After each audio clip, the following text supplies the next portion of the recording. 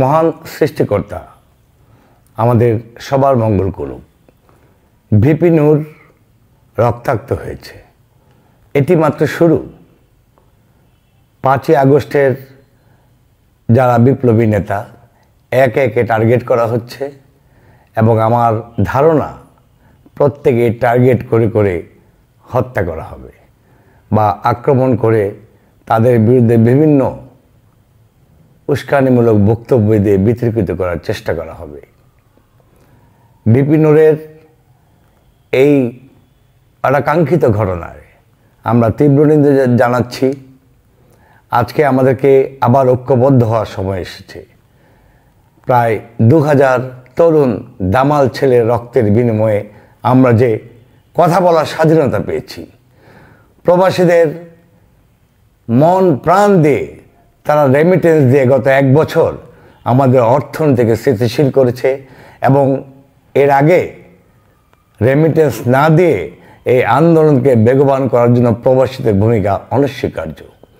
প্রায় 14 থেকে 20,000 ছাত্র জনতা এখনও পঙ্গুত্ব বরণ করে আছে, তাদের রক্তের দাগ এখনও শুকিয়ে যায়নি।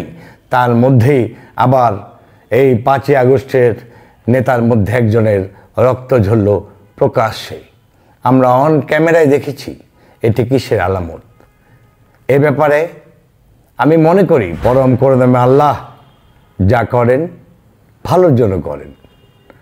আজকে এই ভিপি নূরের রক্তের মধ্য দিয়ে এই বিপ্লবী ছাত্র জনতা, সাধারণ মানুষ, যাদের শিশুরা মৃত্যুবরণ করেছে, প্রায় 40 থেকে 50টি শিশু মৃত্যুবরণ করেছে, তাদের রক্তের দাগ, তাদের শোকের কান্নায় এখনও বাংলার আকাশ বাতাস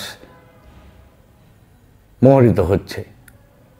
আজকে এই ভিপি নূরের রক্ত ঝরার মধ্য দিয়ে, তার হত্যার উদ্দেশ্যে আক্রমণের মধ্য দিয়ে আজকে জাতি আবার ঐক্যবদ্ধ হয়েছে এবং ঐক্যবদ্ধ থাকতেই হবে।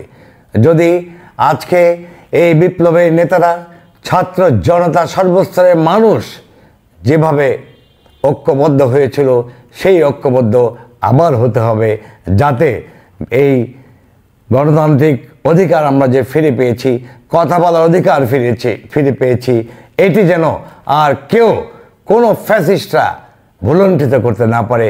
কোনো প্রতিবেশী রাষ্ট্র বা বাইরে থেকে কোনো ষড়যন্ত্রকারী যাদের কালো টাকা নিয়ে আজকে ভারতের বিভিন্ন জায়গায় বসে আমাদের বিরুদ্ধে টাকা ছড়িয়ে ছড়িয়ে 500 টাকা 1000 নোট ছড়িয়ে সারা দেশে একটা বিপর্যস্ত অবস্থা সৃষ্টি করছে, তার বিরুদ্ধে আমাদের সবাইকে ঐক্যবদ্ধ হতে হবে।